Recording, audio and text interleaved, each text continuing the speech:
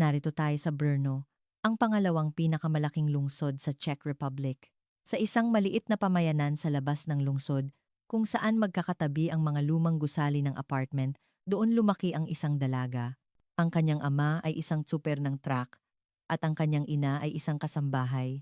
Sa tuwing naririnig niya ang mga kwento ng kanyang mga kaibigan tungkol sa kanilang mga bakasyon sa Europa sakay ng eroplano, tinitingnan lamang niya ang mga eroplanong lumilipad sa labas ng bintana at taimtim na nangarap. Isang araw, nais niyang malayang makalipad sa kalawakang iyon. Ang matinding pagnanasang iyon ang nagtulak sa kanya upang abutin ang pangarap na maging isang flight attendant para sa Czech Airlines.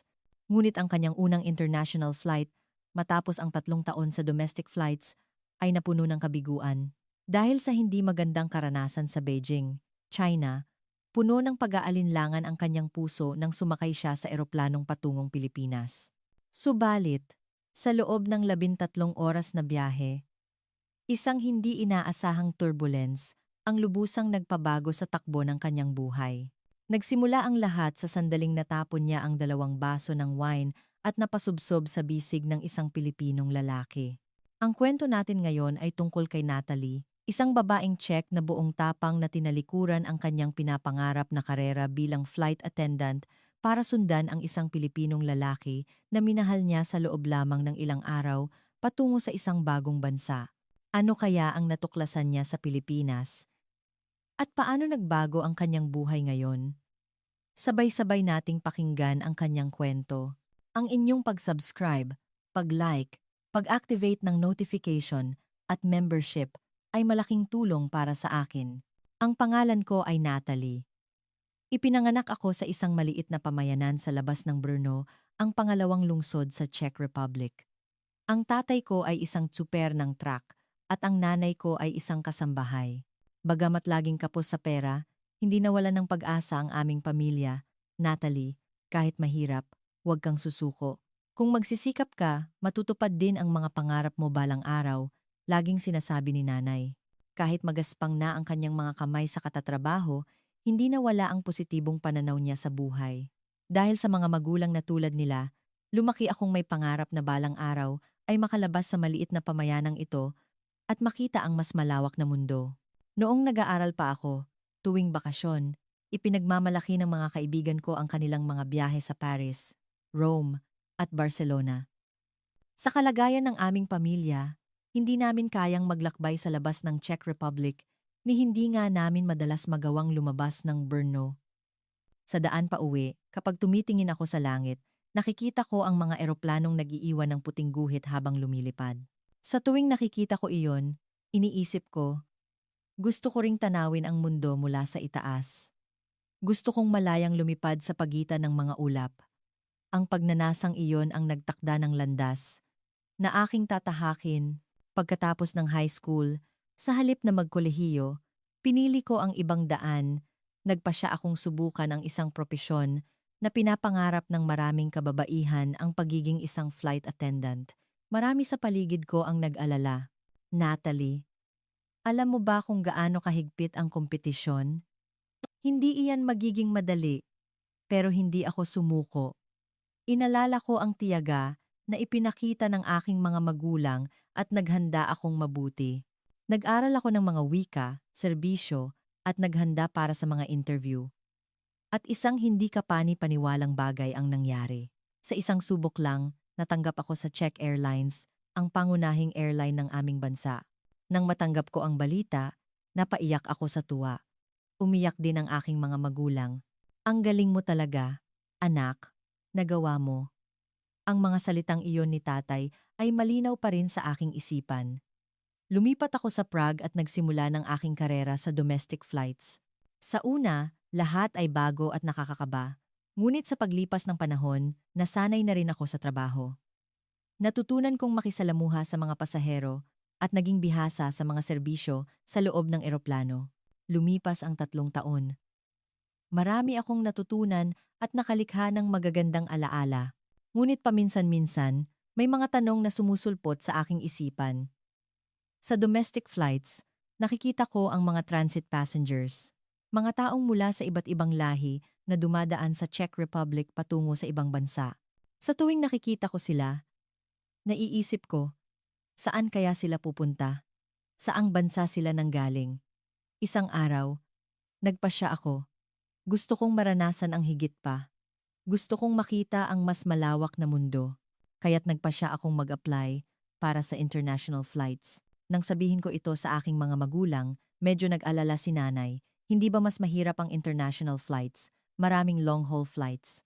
Ngunit maya-maya, ngumiti siya at sinabing, pero kung iyan ang gusto mo, sige lang. Ipinagmamalaki ko na ang anak ko ay lilipad sa buong mundo. Kaya't sinimulan ko ang isang bagong hamon. Dahil sa aking 3 taong karanasan at mahusay na pagganap, natanggap ako sa International Division makalipas ang 2 buwan habang sumasailalim sa training para sa international flights. Puno ako ng pananabik. Sa wakas, malilipad ko na ang kalawakang dati, pinapangarap ko lang. Tatawid ako ng mga karagatan, makikita ang ibang kontinente, at makakaranas ng mga bagong kultura. Nang matapos ang training at matanggap ko ang aking unang long-haul assignment, para bang sasabog ang aking puso. Saan kaya ako mapupunta? Ito na ang sandali kung saan magiging totoo ang aking mga pangarap. Ang destinasyon ng aking unang long-haul flight ay Beijing, China. Puno ng pananabik akong sumakay sa eroplano. Sa wakas, international flight na. Makakaranas na ako ng ibang mundo. Ngunit ang aking pantasya ay gumuho kasabay ng pag-take off. Ang ingay sa loob ng cabin ay hindi maikukumpara sa domestic flights. Malalakas magsalita ang mga pasahero. Naglalakad-lakad sa pasilyo para batiin ang isa't isa. Kahit may announcement sa cabin, hindi sila nakikinig. Excuse me po, maaari po bang umupo na kayo sa inyong mga upuan? Pakikabit po ang inyong seatbelts. Kahit magalang ang aking pakiusap, baliwala lang ito sa kanila. May isang pasahero pa na iwinagayway lang ang kamay na para bang naiinis. Ang mas nakakagulat ay ang sumunod. Nang oras na para sa meal service, bumuhos ang mga hindi kapani-paniwalang hiling. Painitin mo ulit to. Masyadong malamig. Ayoko nito. Wala na bang iba? Bigyan mo pa ako ng tubig. Hindi. Mainit na tubig. Ay, hindi pala. Malamig na lang. Walang tigil ang mga kahilingan na walang bahid ng paggalang. Ito ay mga bagay na hindi ko naranasan sa domestic flights. Para bang ang tingin sa akin ng mga pasahero ay hindi isang service provider, kundi isang utusan. Pati ang mga banyo ay naging problema. Maraming pasahero ang iniiwang napakadumi matapos gamitin. Kahit nakikita nila kaming naglilinis, wala man lang silang bahid ng hiya. Sa buong biyahe, pagod na pagod ako. Ito ba ang pinapangarap kong international flight? Ito ba ang hinintay ko ng 3 taon? Natalie, okay ka lang? Tanong ng isang senior flight attendant. Opo, okay lang po. Medyo pagod lang. Pagsisinungaling iyon. Hindi ako pagod. Bigo ako. Nagsimula na akong magsisi kung bakit pa ako nag-apply para sa international flights. Nakarating kami sa Beijing. Nang tiningnan ko ang susunod na schedule, hindi pala kami agad babalik sa Czech Republic. Kailangan naming lumipad bilang deadhead passengers patungong Maynila, Pilipinas, at mula roon ay sasakay sa direct flight patungong Prague. Mayroon kaming isang araw na layover, kaya may ilang oras kaming malaya. Sa eroplano patungong Pilipinas, malalim ang aking iniisip. Umiikot sa aking isipan ang mga negatibong karanasan sa Beijing. Kung sa ganoong kalaking bansa, sa ganoong kaunlad na lungsod, ganoon lang ang urbanidad ng mga tao, paano pa kaya sa Pilipinas, isang mas maliit na bansa sa tabi ng China? Sa totoo lang, wala akong inaasahan. Sa halip, nagkaroon ako ng prejudice. Kung ganito sa China, siguradong mas malala pa sa Pilipinas. Hindi ba't magkatulad lang sila ng kultura? Pero may napansin akong kakaiba. Ang mga kasamahan kong senior flight attendants ay tila masayang-masaya. Ang mga taong pagod na pagod sa Beijing at gustong magpahinga agad sa hotel ay ngayon ay nagtatawanan sa eroplano patungong Pilipinas. Mga ate, bakit parang ang saya nyo? Tanong ko, ngunit ngumiti lang sila. Natalie, unang beses mo sa Pilipinas. No? Maghintay ka lang. Malalaman mo rin. Hindi ko naintindihan, pero hindi na ako nagtanong pa. Ano bang mayroon sa Pilipinas at ganoon na lang ang tuwa nila? isa lang naman itong bansa sa Asia. Pagdating namin sa Ninoy Aquino International Airport sa Maynila, naranasan ko ang unang pagkagulat. Mas malinis ang airport kaysa sa inaasahan ko. Ibang-iba sa airport ng Beijing. Makintab ang sahig at moderno ang mga pasilidad. Iba rin ang ugali ng mga tao. Mula sa immigration hanggang sa pagkuha ng bagahe, lahat ay maayos na nakapila. Walang maingay na nagsisigawan, walang sumisingit. Ang mga staff ng airport ay mababait at magalang. Nang magtanong ako ng direksyon, maayos nila akong ginabayan. Ngunit sa isip ko, airport lang to, kaya siguro ganito. Ito ang mukha ng bansa. Siguradong iba na sa labas. Pagdating sa hotel at pagkatapos mag-ayos ng gamit, agad na nag-aya ang mga kasamahan ko na lumabas. Mga ate, hindi ba kayo pagod? Magpahinga muna tayo. Ngunit tiningnan nila ako na para bang hindi makapaniwala. Natalie, nasa Pilipinas na tayo tapos magkukulong lang tayo sa hotel? Imposible. Magbihis ka na. Pero ano po bang meron sa Pilipinas? Parang hindi naman yata magkalayo sa Beijing. Sa sinabi kong iyon, nagtawanan ang mga kasamahan ko. Wala ka talagang alam. Sige, ipapakita namin sa'yo. Sumama ka lang. Sa huli, napilitan akong sumama. Ano nga bang meron sa Pilipinas? At ganito sila kasabik. Kahit sa loob ng taxi mula sa airport patungong Bonifacio Global City, BGC, nagtataka pa rin ako. Mga ate, saan ba talaga tayo pupunta? Mas maliit ito sa China. Ano bang espesyal dito? Ngumiti lang ang mga kasama ko. Natalie, sumama ka na lang. Mas madaling makita kaysa ipaliwanag. Maging ang taxi driver ay mabait. Ibang-iba sa taxi na sinakyan namin sa Beijing. Magalang siyang nagsabi na ikabit ang aming seatbelt at maingat niyang inilagay ang aming mga gamit. Ang tanawin ng Metro Manila mula sa bintana ay kahanga-hanga rin. Malinis na mga kalsada, maayos na trapiko sa lugar na iyon, at modernong mga gusali. Mas maunlad ito kaysa sa inaasahan ko. Naalala ko ang impression ko sa airport. Akala ko doon lang iyon, pero mukhang ganito rin sa loob ng siyudad. Posible kayang mali ang aking prejudice tungkol sa Pilipinas? Ang una naming destinasyon ay BGC.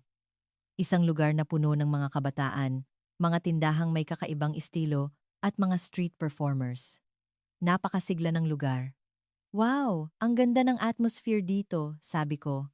Tumango ang mga kasamahan ko. Yan pa lang ang simula. Tara, marami pa tayong pupuntahan. Sumunod kami sa isang malaking mall sa Makati. At dito, isang kamangha-manghang bagay ang nangyari. Pumasok ang mga kasamahan ko sa isang tindahan ng mga lokal na produkto at nagsimulang mamili na para bang wala ng bukas.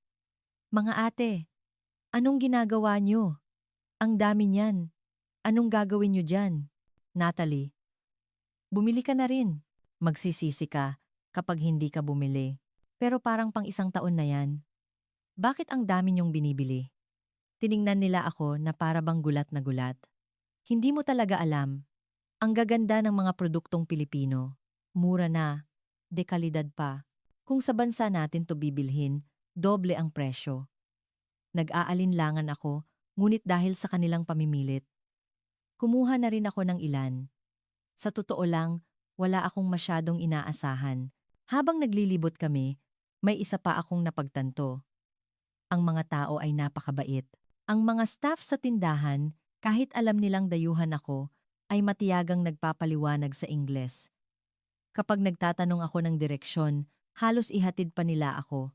Minsan, habang tinitingnan ko ang mapa sa aking telepono, isang matandang babae ang lumapit. Saan ka pupunta? Ineng? Ah, hinahanap ko po itong cafe na to.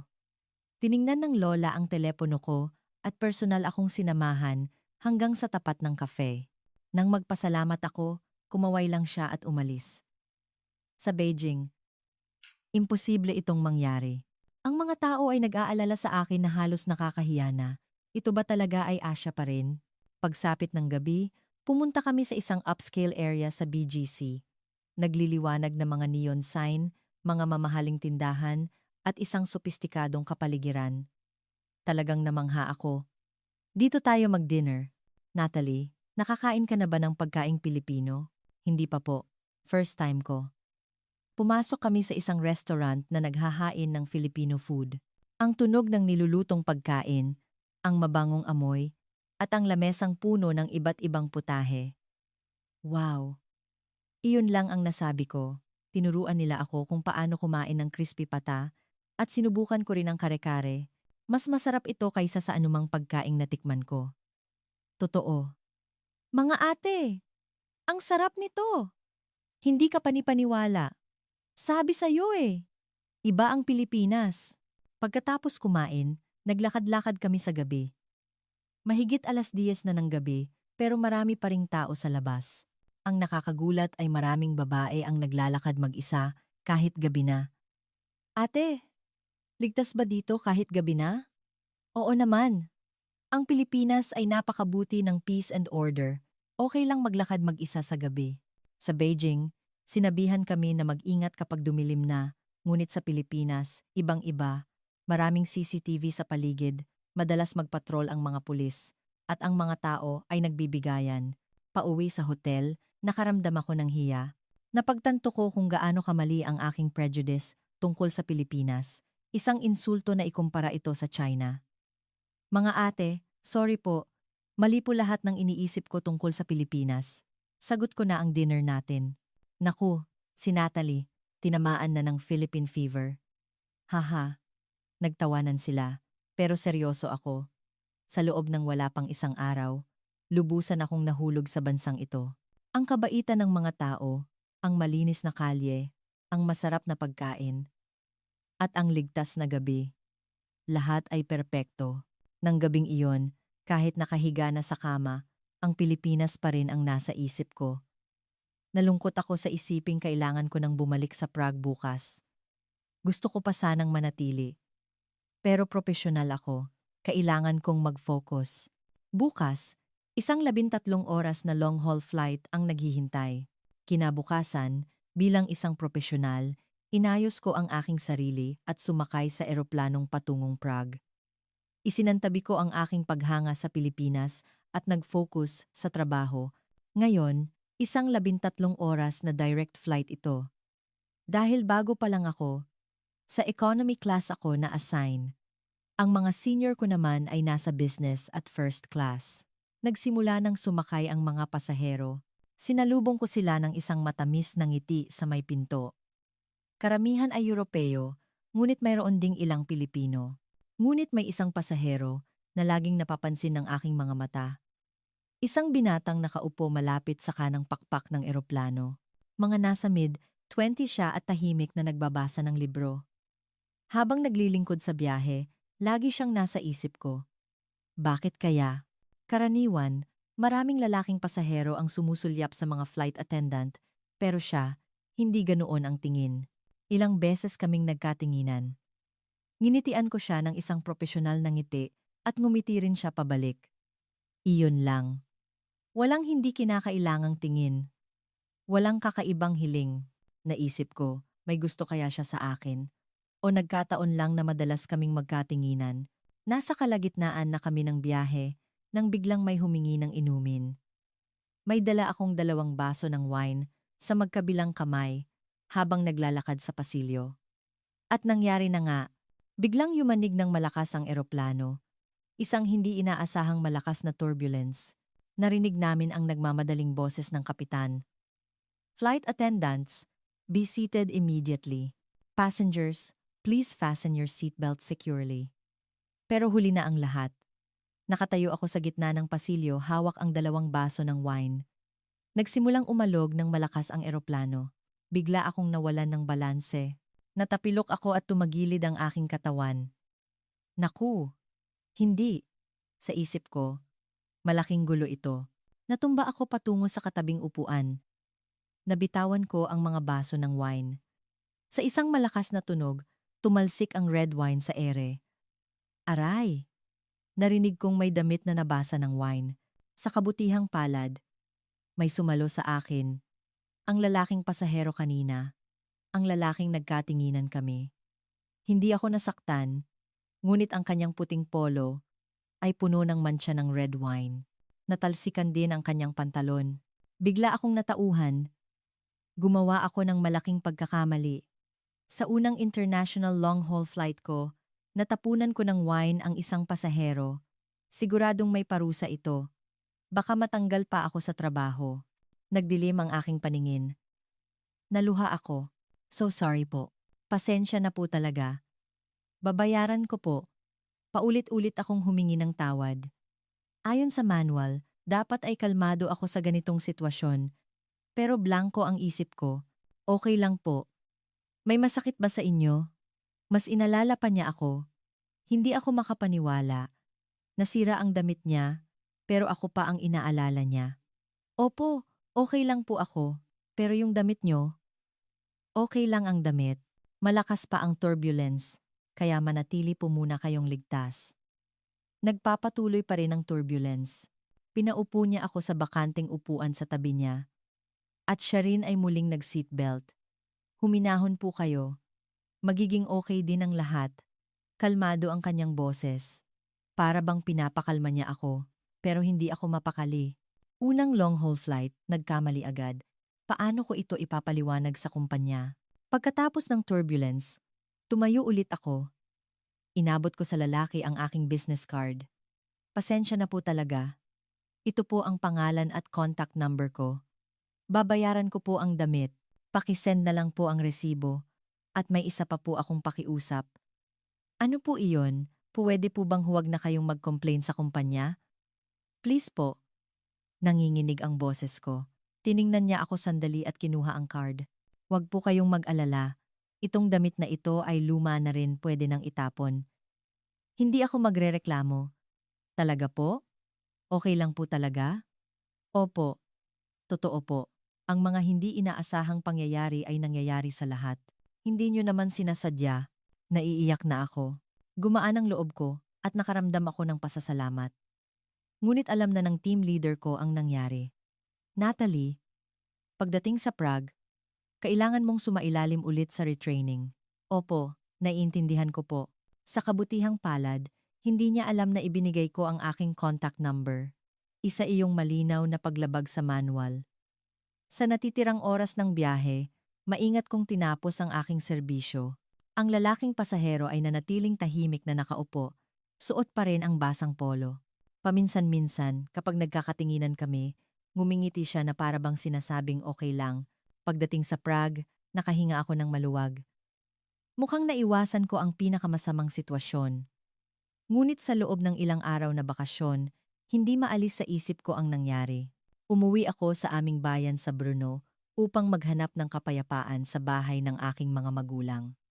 Dahil sa pagod, nakatulog ako ng mahimbing mula tanghali. Nang gabing iyon, matapos ang 3 oras na mahimbing na tulog, nagising ako sa isang notification. Tiningnan ko ang aking telepono at may text mula sa isang hindi kilalang numero. Nakasulat sa Ingles. Spam siguro to, sabi ko sa sarili. Akma ko na sanang balewalain. Ngunit bigla kong naalala. Baka yung pasahero? Binuksan kong muli ang mensahe. Nang mabasa ko ito, kumabog ang aking dibdib. Hi, ako yung pasahero sa eroplano na may insidente ng wine. Nakauwi ka na ba ng ligtas sa Prague? Naglalakbay ako ngayon sa Czech Republic. Siya nga. Ang Pilipinong pasahero na binigyan ko ng card, agad akong nag-reply. Opo, nakauwi po ako ng ligtas. Kung may kailangan po akong bayaran, pakisabi lang po. Pasensya na po talaga. Mabilis siyang sumagot. Okay lang talaga. Nasa ibang syudad na ako at nalabhan ko na ang damit sa hotel. Huwag ka nang mag-alala. Nakahinga ako ng maluwag. Laking pasasalamat ko. Nagpadala ulit ako ng pasasalamat. Salamat po talaga. Saang syudad po kayo naglalakbay? May maitutulong po ba ako? Nasa Brno ako ngayon. Sa halip na mga tourist spots, gusto kong makita ang mga lugar na mga lokal lang ang nakakaalam. May meron ka ba? Nagulat ako. Brno? Nasa Brno din po ako ngayon. Hindi ka pani-paniwala. Nasa Brno din po ako ngayon. Umuwi ako sa bahay ng mga magulang ko. Taga Brno po ako. Talaga? Anong pagkakataon? Nag-atubili ako sandali. Ngunit naglakas loob akong mag-alok. Gusto ko po sanang ilibre kayo ng dinner. Okay lang po ba sa inyo? Ituturo ko po sa inyo ang mga magagandang lugar na mga lokal lang ang nakakaalam. Sige, anong oras tayo magkikita? Nang magkasundo kami sa oras, hinalughog ko ang aking aparador. Ano ang isusuot ko? Dahil isa itong pasasalamat, baka magmukhang kakaiba kung masyado akong mag-aayos. Pero kung masyadong simple, parang may kulang. Sa huli, pinili ko ang isang simpleng bestida. Naglagay din ako ng light makeup. Habang nakatingin sa salamin, kinausap ko ang aking sarili. Natalie, pasasalamat lang to. Ang tagpuan namin ay isang restaurant sa aming lugar na hindi madalas puntahan ng mga turista. Ito ang paborito kong kainan noong bata pa ako. Isang lugar kung saan matitikman ang tunay na lutuing Czech. Pagdating ko, nauna na siya at naghihintay. Sa eroplano, suot niya ang polong may mantsa ng wine, ngunit ngayon ay maayos ang kanyang pananamit. Hello, kanina ka pa ba? Hindi naman. Kararating ko lang din. Nagkamay kami at nagpakilala. Ako si Natalie. Ngayon lang tayo formal na nagkakilala. Ako naman si Jose Santos. Ikinagagalak kitang makilala. Pumasok kami sa restaurant at umupo. Inirekomenda ko sa kanya ang mga tradisyonal na pagkaing Czech. Itong ulam na to, paborito ko noong bata pa ako. Hindi ito madalas makita sa mga menu para sa turista.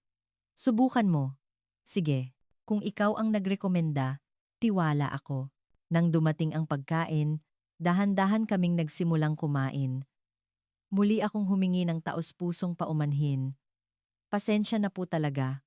Muntik nang maging malaking mantsa sa aking karera. Pero dahil sa inyo, naging isang maliit na insidente na lang. Salamat po. Wala iyon. Ang mga hindi inaasahang bagay ay nangyayari sa lahat. Hindi mo naman sinadya. Sandaling huminto si Jose at nagpatuloy. Sa totoo lang, ang ibang tao, ginagamit ang ganitong sitwasyon para magreklamo at makakuha ng kompensasyon.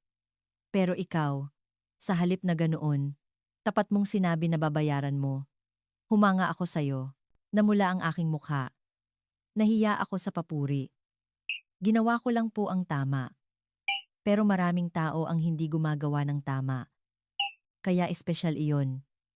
Habang nag-uusap kami, mas nakilala ko siya. Si Jose ay may-ari ng isang maliit na IT startup sa BGC, Taguig. Bata pa siyang nagsimula ng negosyo at walang tigil sa pagtatrabaho. Ang biyaheng ito ay para makapagpahinga sandali. Bakit po ninyo napili ang Czech Republic? Binuklat ko ang mapa, pumikit, at itinuro. Czech Republic ang naturo ko. Haha, imposible. Totoo. Hindi po, biro lang.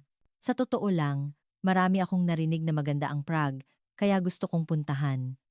Pero pagdating ko, sobrang daming tao sa mga tourist spots. Kaya nagpasya akong libutin ang mga maliliit na lungsod. Tumango ako. Totoo ngang puno ng turista ang Prague. Nang matapos kaming kumain, nakaramdam ako ng panghihinayang. Ganito na lang ba? Gusto ko pa siyang makausap. Jose, kung okay lang sa'yo, gusto mo bang pumunta sa paborito kong bar? Halos walang turista doon, mga lokal lang ang pumupunta. Maganda ang atmosphere. Sige, gustong-gusto ko yan. Pumunta kami sa bar na para bang aking munting taguan. Malumanay ang ilaw at may tumutugtog na jazz music. Umorder kami ng wine. Wine pala. Naalala ko tuloy ang eroplano. Sabi ni Jose na nakangiti. Naku, kalimutan niyo na po yun. Nakakahiya. Biro lang. Sa totoo lang, kung hindi dahil doon, hindi tayo magkakasama ngayon. Tama siya. Ang insidente sa wine ang naging simula ng aming pagkakakilala. Hanggang sa lumalim ang gabi, nag-usap kami. Tungkol sa aming kabataan, mga pangarap, trabaho, at mga karanasan sa paglalakbay. Hindi natapos ang aming kwentuhan. Kakaiba ang pakiramdam, napakagaan.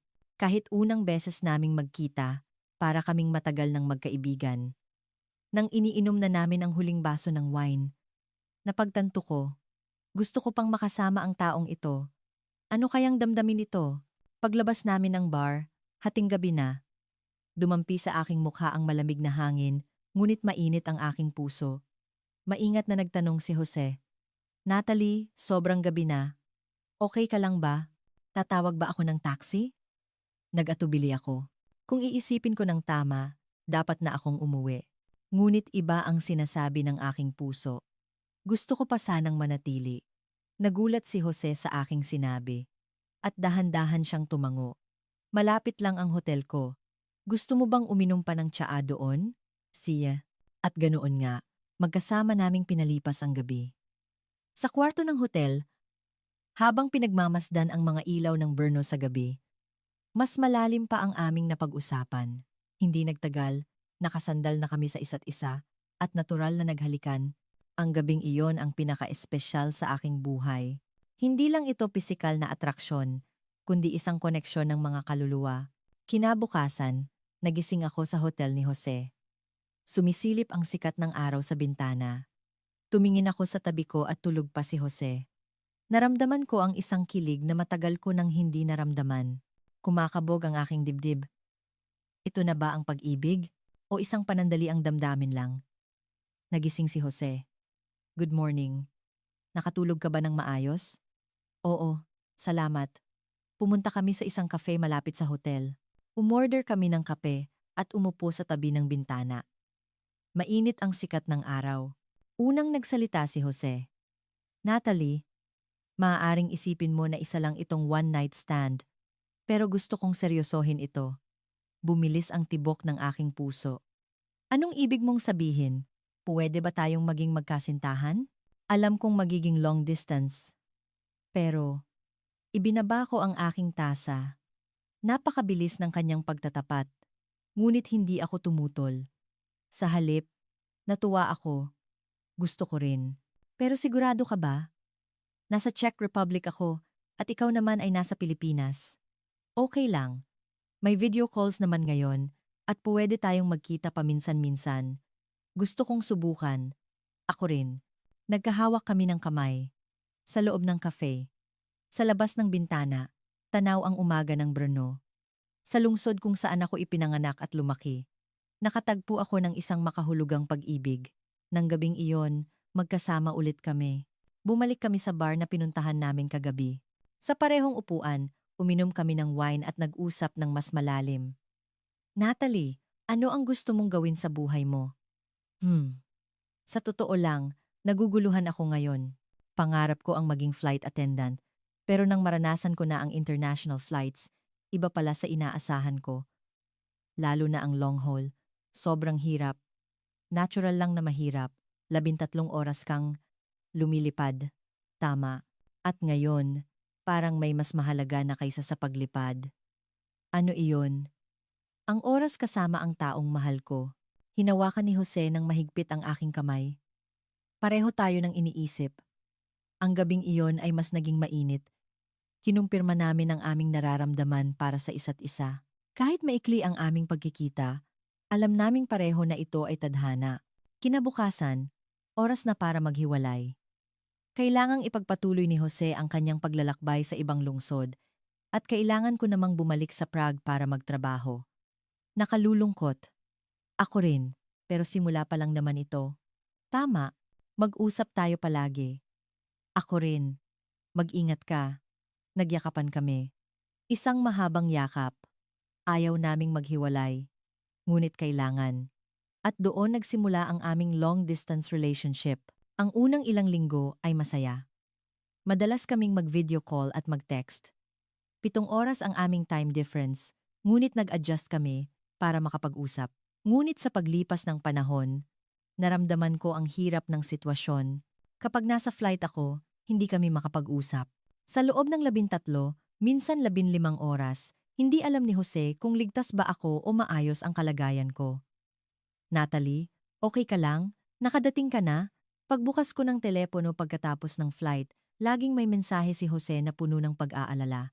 Oo, nakarating na ako ng ligtas. Sorry, hindi ako makatawag habang nasa flight. Okay lang. Nag-aalala lang ako.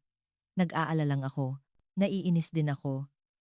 Hindi ko akalain na ganito kahirap na hindi makatawag habang nasa flight. Dati, masaya ako sa paglipad. Pero ngayon, para na lang itong oras na malayo ako kay Jose. Unti-unting nawala ang aking sigasig sa trabaho. Natupad ko ang pangarap kong maging flight attendant, pero ngayon, para itong hadlang sa aming pagmamahalan. Sa huli, nagpasya ako, magbabakasyon ako, at pupunta sa Pilipinas. Humingi ako ng 2 linggong bakasyon. Nagtaka ang team leader ko, ngunit pumayag siya. Natalie, may problema ba? Wala po. Gusto ko lang magpahinga. Pagsisinungaling iyon. Hindi ako gustong magpahinga. Gusto kong makita si Jose. Nang sumakay ako sa eroplano patungong Pilipinas, kakaiba ang aking pakiramdam. Ngayon, pasahero ako, hindi flight attendant.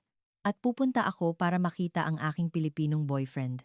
Ikalawang beses ko pa lang sa Pilipinas, pero hindi ako makapaniwala na may boyfriend na akong Pilipino. Napangiti ako. Pagdating ko sa Naya, naghihintay si Jose. May dala siyang isang bouquet ng bulaklak. Natalie! Jose! Nagyakapan kami ng mahigpit sa gitna ng airport. Pinagtitinginan kami ng mga tao, pero wala kaming pakialam. Namiss kita. Ako rin. Sobra. Pumunta kami sa bahay niya sa Taguig. Isang maliit na studio unit, ngunit malinis at maayos. Ito ang bahay ko. Maliit lang pero sana maging komportable ka. Hindi, okay lang. Maganda. Sa loob ng 2 linggo, kasama ko si Jose. Sa unang pagkakataon, nakita ko ang kanyang araw-araw na buhay. Maagang gumigising para pumasok sa trabaho, nagtatrabaho hanggang gabi, at kahit weekend ay nakatutok sa laptop. Jose, hindi ka ba napapagod? Okay lang. Ganito talaga sa startup. Kailangang magsipag ngayon para guminhawa sa huli. Habang pinapanood ko ang kanyang kasipagan at responsibilidad, lalo akong nahulog sa kanya at naisip ko, gusto ko ring may maitulong. Sa taong ito, isang gabi, nagkaroon kami ng seryosong pag-uusap. Jose, kung pupunta ako dito sa Pilipinas, mayroon kaya akong magagawang trabaho? Tiningnan ako ni Jose, nagulat. Pupunta ka dito? Seryoso ka? Oo, seryoso ako. Sobrang hirap ng long distance. At sa totoo lang, hindi na ako masaya sa paglipad tulad ng dati. Pero pangarap mo ang maging flight attendant, di ba? Oo, pero pwedeng magbago ang pangarap. Ang pangarap ko ngayon ay makasama ka. Hinawakan ni Jose ang aking kamay. Sigurado ka ba? Hindi ka magsisisi? Hindi ako magsisisi. At sa totoo lang, hindi maganda ang kalagayan ng Czech Airlines ngayon. May mga chismis na magme-merge sila sa ibang airline. Hindi rin sigurado ang sitwasyon. Ganoon ba? Kung ganon, gusto mo bang magtrabaho sa kumpanya ko? Hindi kalakihan ng suweldo, pero sisiguraduhin kong hindi ka magugutom. Pangako. Talaga? Oo. Kapag nandyan ka, mas gaganahan akong magtrabaho. Nang gabing iyon, gumawa ako ng isang malaking desisyon. Pagbalik ko sa Czech Republic, magre-resign ako. Tatalikuran ko ang pangarap kong maging flight attendant. Nakakatakot. Pero kasabay nito, excited din ako. Isang bagong simula. Isang bagong buhay kasama ang taong mahal ko. Pagkatapos ng 2 linggo sa Pilipinas, bumalik ako sa Czech Republic. Mahirap pa ring iwan si Jose. Pero iba na ngayon. Alam kong magkikita kami ulit sa lalong madaling panahon. Pagdating ko sa Prague, agad kong pinuntahan ang aking team leader. Ma'am, may sasabihin po ako. Ano iyon? Natalie? Magre-resign na po ako. Nagulat siya. Bakit bigla? Anong nangyari? Personal na dahilan po. Pupunta po ako sa Pilipinas. Pilipinas? Dahil ba sa isang lalaki? Opo. Napabuntong hininga ang aking team leader. Natalie, pag-isipan mong mabuti. Pangarap mo ito. Alam ko po. Pero may bago na po akong pangarap. Sa huli, iginalang niya ang aking desisyon. Hindi rin maganda ang sitwasyon ng kumpanya, kaya nagbabalak na rin silang magbawas ng empleyado. Siguro, tamang-tama lang ang timing. Ang pinakamahirap ay ang sabihin ito sa aking mga magulang. Umuwi ako sa Brno at kinausap sila. Nay, Tay, may sasabihin po ako. Ano iyon, anak? Pupunta po ako sa Pilipinas. Nag-resign na po ako sa trabaho. Nagulat sila. Natural lang. Pilipinas? Bakit bigla? May mahal po akong tao doon. Isang Pilipino. Ikinuwento ko sa kanila ang tungkol kay Jose, ang pagkikita namin sa eroplano, ang muling pagkikita sa Bruno, at kung paano kami nagmahalan. Nag-aalala ang aking tatay. Natalie, gaano mo na ba kakilala ang taong iyan? Hindi ba delikado? Tay, sigurado po ako. Si Jose ay tapat at responsable. Nakita ko po, hinawakan ni nanay ang aking kamay. Kung saan ka masaya, anak, masaya na rin kami. Pero kung mahirapan ka, bumalik ka lang. Laging bukas ang bahay natin para sa'yo. Salamat po, Nay. At natapos ang lahat ng paghahanda. Inasikaso ni Jose ang aking working visa. Makukuha ko ito sa kondisyon na magtatrabaho ako sa kanyang kumpanya. Bago ako umalis, naupo ako sa aking kuwarto at inalala ang nakaraan. Ang pangarap ko noong bata pa habang pinapanood ang mga eroplano, ang tuwa noong natanggap ako bilang flight attendant, ang pananabik sa unang flight. Lahat ay mahahalagang alaala, ngunit ngayon, oras na para sa isang bagong kabanata. Nang sumakay ako sa eroplano patungong Pilipinas, kakaiba ang pakiramdam. Ngayon, hindi na ako babalik. Hindi ito isang biyahe, kundi isang bagong buhay. Pagdating ko sa NAIA, nandoon ulit si Jose. Ngayon, hindi bulaklak ang dala niya kundi isang malaking lobo. Nakasulat dito, "Welcome, Natalie." Jose. Natalie. Sa wakas, dumating ka na. Nagyakapan kami ng mahigpit. Hindi na namin kailangang maghiwalay. Magkasama na kami araw-araw. Handa na ang bahay sa Taguig para sa aking mga gamit. Inilaan na ni Jose ang isang bahagi ng aparador at nagdagdag pa ng isang mesa. Wow! Pinaghandaan mo? Siyempre, bahay mo na rin to. Mula noon, nagsimula na akong magtrabaho sa kumpanya ni Jose. Isang maliit na IT startup. 5 empleyado lang sila. Sa una, lahat ay bago. Hindi pa ako marunong magtagalog at hindi pa pamilyar sa trabaho. Ngunit tinulungan ako ng aking mga katrabaho. Natalie, ganito po yan gawin. Salamat. Dahan-dahan kong pag-aaralan. Napakagwapo ni Jose kapag nagtatrabaho. Nagbibigay ng utos sa mga empleyado, nakikipag-meeting sa mga investor, at nagde-develop hanggang gabi. Habang pinapanood ko siya, lalo akong napamahal sa kanya. Nagsikap din ako sa trabaho. Ako ang namamahala sa komunikasyon sa mga international clients. Naging bentahe ang aking kaalaman sa Ingles at Czech. Unti-unti, lumaki ang aking kontribusyon sa kumpanya. Nasanay na rin ako sa buhay sa Pilipinas. Gumaling na ako sa pagtagalog at kumakain na rin ako ng bagoong. Naging kaibigan ko na rin ang mga ale sa palengke at nagbabatian kami tuwing namimili ako. Natalie, mura ang pechay ngayon. Bili ka na. Salamat po, ale. Isang mainit na pakikipagkapwa na hindi ko naranasan sa Czech Republic. Lumago rin ang kumpanya. Mula sa 5 empleyado, naging 10 at 20. Nakakuha kami ng investment at tumaas ang aming kita. 20 kami ng aming kita. Dahil sa iyo to, Natalie, sabi ni Jose, pero umiling ako. Ginawa natin to ng magkasama. Resulta ito ng aming pinagsamang pagsisikap. Lumipas ang 2 taon. Ang kumpanyang may 5 empleyado lang noong una ay isa ng matatag na startup na may 30 empleyado. Nagpasya kaming magpakasal ni Jose. Simple lang ang kanyang proposal, ngunit madamdamin. Natalie, will you marry me? Oo. Siyempre. Ginanap ang aming kasal sa isang maliit na wedding hall sa Maynila. Pinasundo namin ang aking mga magulang mula sa Czech Republic. Ito ang unang beses nilang makapunta sa Pilipinas. Nang salubungin ko sila sa airport, kinakabahan ako.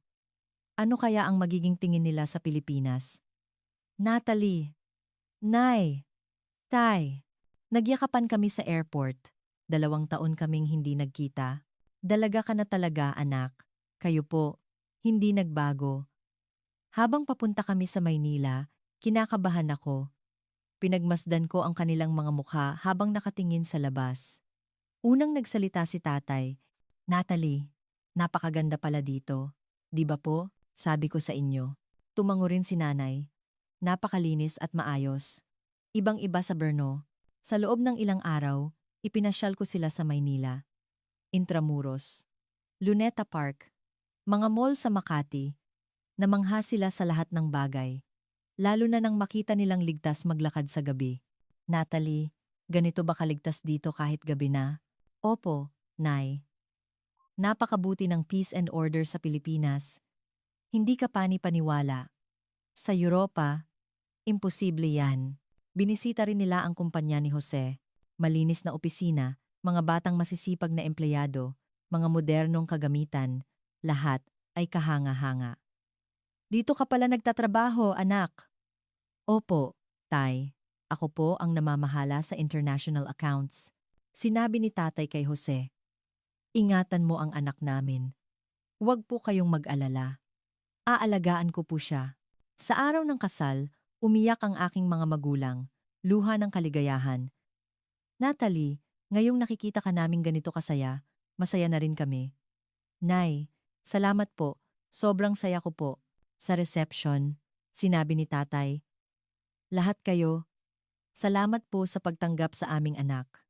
Nakikita namin kung gaano siya kasaya dito. Ang Pilipinas ay isang kahanga-hangang bansa. Nanatili sila sa Pilipinas ng 2 linggo. Bago sila umalis, hinawakan ni nanay ang aking kamay. Natalie, lagi kaming nandito para sa'yo. Kung may problema, tawagan mo kami. Alam ko po, Nay. Mahal ko kayo. Mahal ka rin namin. Pag alis nila, umuwi kami ni Jose. Tuwang-tuwa sila. Mabuti naman. Kinabahan din ako. Natalie, hindi ka ba nagsisisi? Na iniwan mo ang pagiging flight attendant at pumunta ka dito. Umiling ako. Hindi. Ito ang pinili ko. At ito ang pinakamagandang desisyon. Totoo iyon. Sa Pilipinas, natagpuan ko ang isang bagay na mas mahalaga kaysa sa pera, ang pag-asa sa buhay at tunay na kapanatagan. Sa Czech Republic, hindi sigurado ang hinaharap, hindi matatag ang ekonomiya at hindi garantisado ang trabaho. Ngunit sa Pilipinas, iba. Kung magsisikap ka, may resulta. Ang pagsisikap ay hindi nasasayang. Higit sa lahat, ito ay isang lipunan kung saan nagmamalasakitan ng mga tao. Ang kultura ng pagtulong sa kapwa at sama-samang pag-unlad. Iyon ang pinakamalaking atraksyon para sa akin. Isang gabi. Habang umiinom kami ng wine ni Jose, ito ang paborito kong wine. Ito yung wine na natapon sa eroplano, di ba? Oo. Kaya espesyal ito. Ang insidenteng iyon ang nagtagpo sa atin. Tingin ko, tadhana. Nag-cheers kami. Napakasarap pakinggan ng tunog. Sa labas ng bintana, tanaw ang mga ilaw ng gabi sa Maynila. Mga kumikinang na ilaw, isang lungsod na hindi natutulog.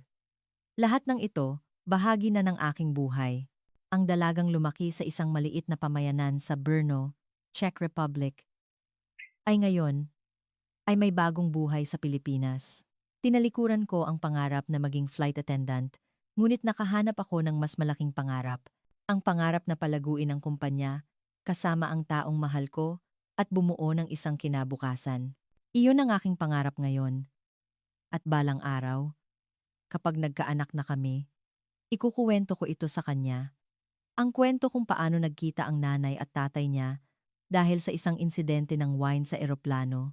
Siguradong tatawa siya at magtatanong, Nay, anong wine po yun? At sasagutin ko, iyon ang mahiwagang wine na nagbuklod sa atin. At iyon ang paboritong wine ni nanay. Para sa akin, ang Pilipinas ay hindi lang isang bagong bansa. Ito ang bansang nagbigay sa akin ng pag-asa, kapanatagan, at higit sa lahat, pag-ibig. Minsan, nakikita ko pa rin ang mga eroplanong lumilipad sa kalangitan. Dati, gusto kong maging iyon. Ngayon, iba na ang iniisip ko. Sa loob kaya ng eroplanong iyon, may naghihintay ding tadhana para sa iba? May pagkikita kayang magpapabago rin ng kanilang buhay? Maaaring oo, dahil ang buhay ay puno ng sorpresa. Inakbayan ako ni Jose. Anong iniisip mo? Ang kwento natin. Parang pelikula, no? Oo nga, hindi ka pani-paniwala. Ako, naniniwala ako. Dahil tadhana ito, ako rin.